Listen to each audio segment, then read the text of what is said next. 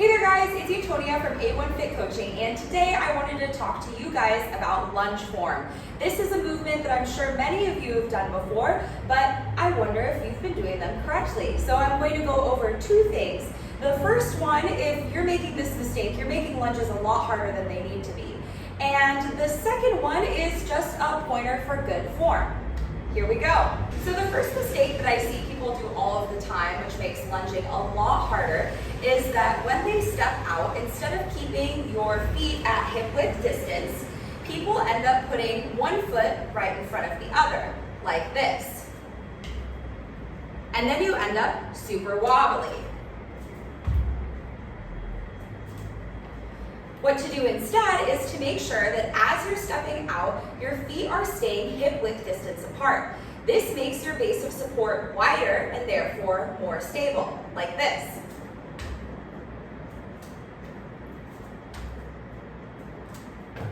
So if you tend to feel pretty wobbly on your lunges, go ahead and try that next time, or try it right now.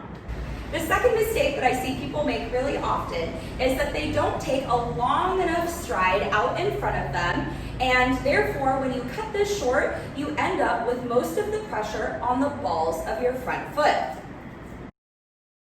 Does that look familiar to you?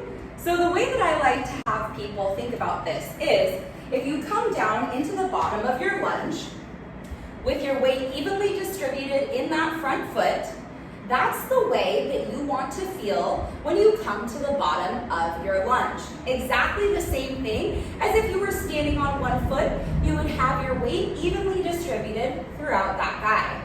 So if you have trouble with this, come on down to the bottom of your lunge, and what I want you to practice is pushing off from your foot to stand back up. I hope you enjoyed those two lunge tips. Let me know if they worked for you. Go ahead and drop a comment below, and I'll see you guys on our next movement tutorial.